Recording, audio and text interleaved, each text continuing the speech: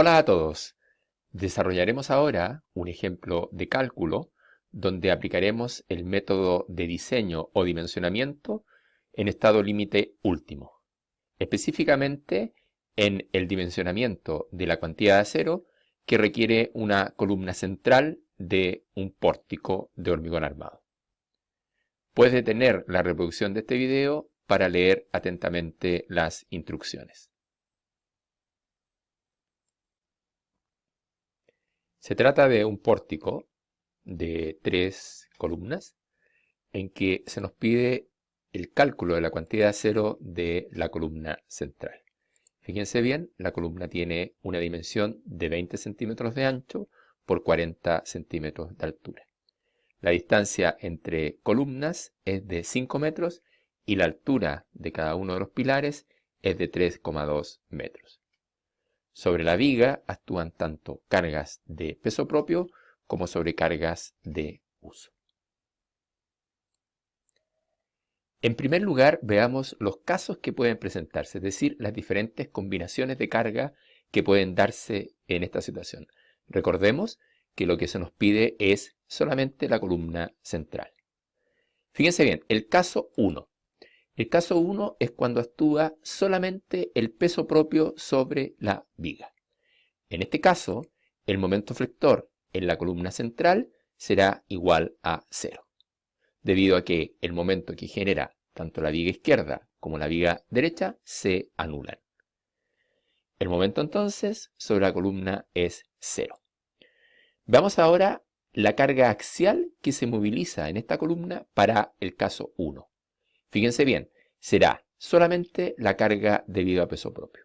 Tenemos que la distancia entre columnas es de 5 metros, por lo tanto 2,5 metros viajarán a la columna central y los otros 2,5 viajarán también a la columna central. Por lo tanto, el ancho tributario será de 5 metros, multiplicado por la carga de peso propio, que son 3,5 toneladas por metro lineal, y minorado por el coeficiente de minoración que en este caso aplica para calcular el peso U mínimo, que es 0,9, nos da que la carga axial última que debemos utilizar para el caso 1 es de 15.750 kilogramos fuerza. Veamos ahora el caso 2. Fíjense bien que es cuando solamente en la viga del lado derecho actúa la sobrecarga, es decir, la sobrecarga no está actuando en este primer tramo. Recordemos que el peso propio siempre estará presente. En este caso, caso 2, el momento flector que se producirá en la columna es aquel que le transmite la viga derecha. De acuerdo al enunciado, estamos haciendo el supuesto que ese momento es Q² partido por 12. Ese momento debe amplificarse por 1.6 al corresponder a sobrecargas de uso. 1.6 es el coeficiente de mayoración de sobrecargas de uso que aplica en hormigón armado. Reemplazando tenemos 1.6, la sobrecarga de uso es 7 toneladas por metro lineal, la luz son 5 metros al cuadrado dividido en 12, multiplicando por 100.000 para llevar a kilogramos fuerza por centímetro, nos da que el momento flector que actúa en la columna es de 2.333.333 kilogramos fuerza por centímetro. Vamos ahora a la carga axial asociada a este caso. Es una carga axial intermedia. Corresponderá al peso propio que actúa sobre la columna más las sobrecargas de uso. En este caso, fíjense bien, 5 metros, recordemos, 2.5 tributan a esta columna, por 3.5, que es la carga de peso propio, 3,5 toneladas fuerza por metro lineal, por el coeficiente de mayoración que es 1.2, más el coeficiente de mayoración de sobrecarga, 1.6, por 2.5. ¿Por qué? ¿Por qué solo 2.5? Porque fíjense bien, 2.5 hacia la columna central y los otros 2.5 metros tributan hacia la columna derecha. Por lo tanto, el ancho tributario es 2.5. Por 7 toneladas fuerza por metro lineal, que es la sobrecarga de uso, eso nos da que la carga última asociada al caso 2 es 49.000 kilogramos fuerza. Por último, veamos el caso 3. Fíjense bien, actúa tanto en la viga izquierda como en la viga derecha las sobrecargas de uso. Ese es el tercer caso que se puede presentar y estos son todos los casos que corresponde analizar. Fíjense bien, para el caso 3, nuevamente el momento flector último es 0. Nuevamente, los momentos que genera la viga del lado izquierdo se anulan con los momentos flectores que genera la viga del lado derecho. Veamos para este caso la carga última, es decir, el axial que actúa en la columna central, que en este caso será el axial máximo. Tenemos el coeficiente de moderación de peso propio por el ancho tributario que es 5 por la carga viva peso propio. Esto es lo que tributa sobre la columna central el peso propio, más 1.6, que es el coeficiente de moderación de sobrecargas de uso. Fíjense bien ahora por 5, porque efectivamente 2.5 hacia acá da un ancho tributario de 5 metros por 7 toneladas fuerza por metro lineal, que es la sobrecarga de uso. Eso nos da que la carga última, el axial máximo, es en este caso, en el caso 3, valga la redundancia, 77.000 kilogramos fuerza. Estos son los tres pares de valores que pueden presentarse. MU igual 0, con carga axial igual a 15.750. Caso 2, MU igual a 2.333.333, con carga axial igual a 49.000 kilos. Y el caso 3, momento flector igual 0, con carga axial igual a 77.000 kilogramos fuerza.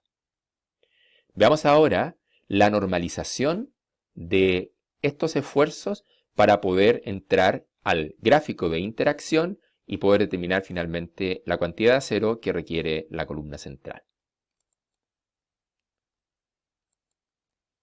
Recordemos que para normalizar se debe utilizar esta fórmula.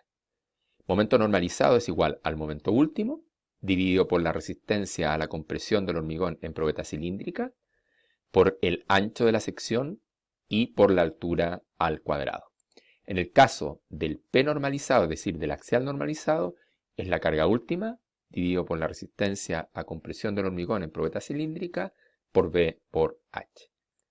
Recordemos que en este caso, la resistencia al hormigón es 300 kilogramos fuerza partido por centímetro cuadrado en probeta cúbica. Multiplicamos por 0,85 para llevar a su equivalente en probeta cilíndrica. Reemplazando, tenemos, recordemos, B es 20 y H es 40. En este caso, si reemplazamos estos valores tanto en momento normalizado como en P normalizado, vamos a obtener estos números. Normalicemos entonces, utilizando los valores que ya conocemos. En el caso 1, el momento último, recordemos, era 0, y la carga axial tenía un determinado valor que al normalizarla da 0,077. Para el caso 2, el momento normalizado es 0,286 y el axial normalizado es 0,24. Para el caso 3, el momento normalizado es 0 y el P normalizado es 0,377. Lo que estamos haciendo aquí es tomar los valores anteriormente calculados y dividir por estos números para obtener lo que se conoce como el momento normalizado y el P normalizado. Con estos valores determinados podemos entrar al ábaco de interacción, que nos va a permitir calcular la cantidad de acero. Fíjense bien, este ábaco fue obtenido del libro de diseño estructural del profesor Rafael Riedel, profesor de la Pontificia Universidad Católica de Chile. Específicamente de su libro, cuya editorial es Ediciones UC. En este caso, el gráfico presentado corresponde a acero A630, hormigón H30, con G igual 0,9. G tiene que ver con el recubrimiento mecánico que se está intencionando en la pieza. Fíjense bien, dependiendo del tipo de hormigón, del tipo de acero y del valor de G, debemos utilizar el ábaco que corresponda. En este caso, de acuerdo a la información del enunciado, este es el ábaco que debemos ocupar. Ábaco H 2.2, obtenido, repito, del libro del profesor Rafael Riedel. En este gráfico, en el eje de las abscisas, tenemos el momento normalizado y en el eje de las ordenadas, la fuerza axial normalizada. Por lo tanto, lo que haremos ahora es graficar los diferentes puntos según los distintos casos que ya hemos deducido. Grafiquemos entonces los diferentes puntos. Fíjense bien. Caso 1. Momento normalizado igual 0 y P normalizado igual 0,077. En este caso, momento normalizado 0, aquí está el 0,1, por lo tanto, aproximadamente por aquí está el valor de 0,077. Ese sería el punto 1. Veamos ahora el punto 2 correspondiente al caso 2. Momento normalizado 0,286, 0,24, 0,26, 0,28, está por aquí. Y el P normalizado, algo así como 0,24, ¿no? Que está por acá, ¿no? Por lo tanto, el punto 2 corresponde aproximadamente a este punto. Veamos ahora el caso 3. Tenemos momento normalizado igual 0 y P normalizado igual a 0,38 aproximadamente, ¿no? Nos da el valor en este punto, ¿no? Aquí está graficado el caso 3. Por lo tanto, si nosotros observamos los puntos graficados, tenemos que obtener aquella curva que envuelve todos los puntos. Es decir, que los 3 puntos en este caso quedan inscritos, quedan debajo de esa curva. Por lo tanto, si miramos bien, la curva que cumple es la curva que está acá afuera, ¿no? Fíjense bien, esta curva envuelve el punto 2. En otras palabras, es la combinación 2 la que condiciona la cuantía de acero que se debe colocar a la columna central. Entonces, en este caso, la cuantía mecánica que sabemos que responde a esta fórmula será igual a 1. Ahora bien, es interesante comentar algunos aspectos de este gráfico. Fíjense bien, hemos trazado una línea roja que une los puntos más altos, la cresta, de cada una de estas curvas.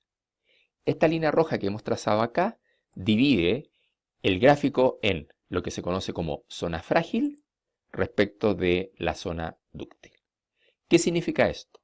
Significa que si el par de valores que condiciona el dimensionamiento de un elemento estructural está comprendido bajo esta línea roja, es esperable que la rotura de ese elemento de producirse sea de carácter dúctil.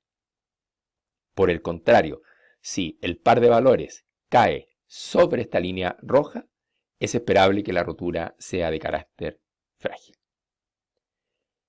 ¿Quién condiciona principalmente que la rotura sea de carácter dúctil o de carácter frágil? Fíjense bien, el valor de la carga axial. En este caso, no es posible intencionar en elementos dimensionados a flexocompresión que la falla o la rotura sea de carácter dúctil. Dependerá necesariamente del valor del esfuerzo axial y del momento flector. A esta línea que divide la zona frágil de la zona dúctil se le llama línea de falla balanceada. Dicho lo anterior, también es importante lo siguiente. Fíjense bien, la cuantía mecánica, acá aparece nuestra incógnita, ¿no? Que es el área de acero. Pero fíjense bien, 2 a sub S. Esta es la armadura total que requiere la columna, por definición. Fíjense en el gráfico. A sub S es la enferradura que se pone en la parte superior y esa enferradura se repite en la parte inferior del elemento estructural. Por lo tanto, lo que uno calcula con esta fórmula no es la sección de acero total que requiere, sino que la cantidad de acero que requiere colocar por una parte en el canto superior, pero esa misma sección, esa misma cantidad de acero se repite, se coloca en el canto inferior. Ojo con eso, con no equivocarse. Determinemos ahora el valor de A sub S, es decir, la sección de acero requerida tanto para el canto superior como inferior. En este caso, como es una columna, el canto izquierdo como el canto derecho. Para eso, fíjense bien, acá está la fórmula. Esta es nuestra incógnita, la cantidad de acero o la sección de acero en este caso, por el límite elástico del acero que estamos utilizando, resistencia a la compresión en probeta cilíndrica del hormigón, las dimensiones de la pieza, por 0,85 que tiene que ver con el fenómeno de cansancio del hormigón. Reemplazando, F sub I es 4200 kilogramos fuerza partido por centímetro cuadrado, la resistencia del hormigón es 255 y las dimensiones son 20 por 40. Despejando, tenemos que A sub S es igual a 20.6 centímetros cuadrados. Seleccionemos las barras. Para ello, tablas de diámetros comerciales donde aparezca la sección nominal de cada una de ellas. Estas son las tablas que se deben utilizar. Por ejemplo, fíjense bien, lo que haremos aquí será utilizar diámetro 32, que tiene una sección nominal igual a 8.043 centímetros cuadrados, y utilizaremos 2 phi de 32, que al multiplicar 2 por 8.043 nos da 16,08. Pero con eso no alcanzamos a cubrir la cantidad de acero que necesitamos. Por lo tanto, más, por ejemplo, un phi de 25, que tiene 4,91 centímetros cuadrados.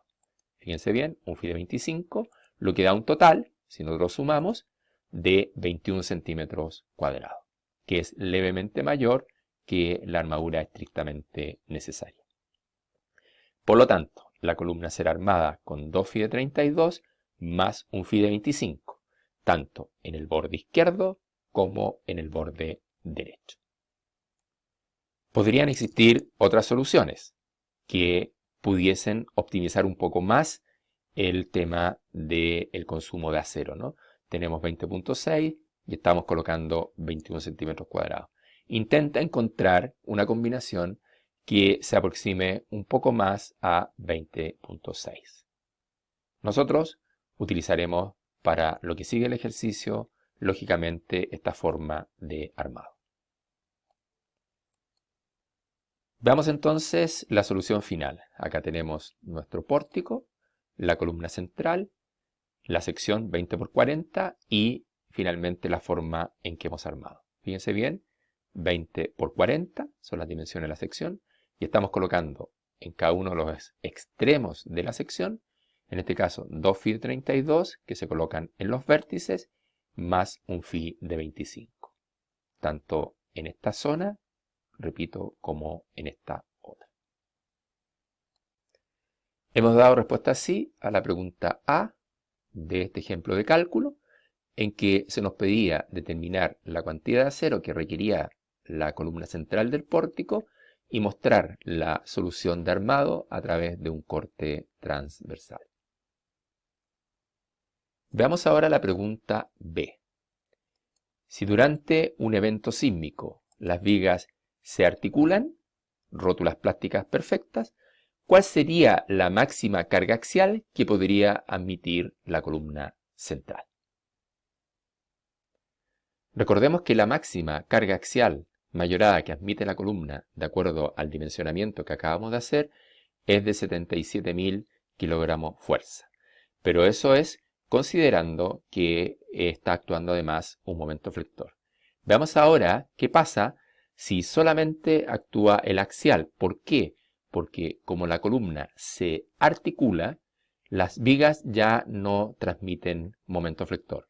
Por lo tanto, la columna central solamente queda trabajando a compresión axial. Es decir, la única carga que actúa sobre la columna es el axial.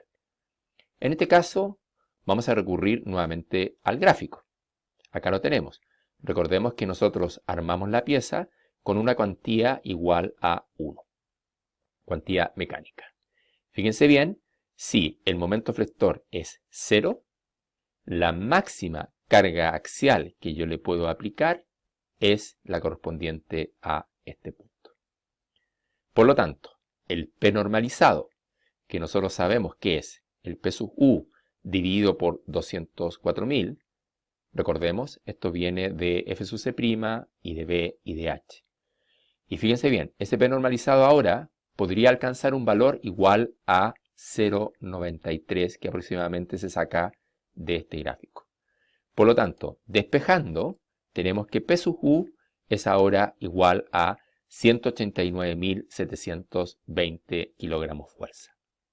Es decir, la carga axial mayorada que yo le podría aplicar a la columna si no está actuando un momento flector en ella es igual a 189 toneladas aproximadamente, que es mucho mayor que la carga axial que admite la columna, considerando que actúa en ella un momento flector. Realicemos una síntesis. Hemos aplicado el concepto de cargas de servicio y diseño. Aplicamos el concepto de resistencia nominal y de diseño.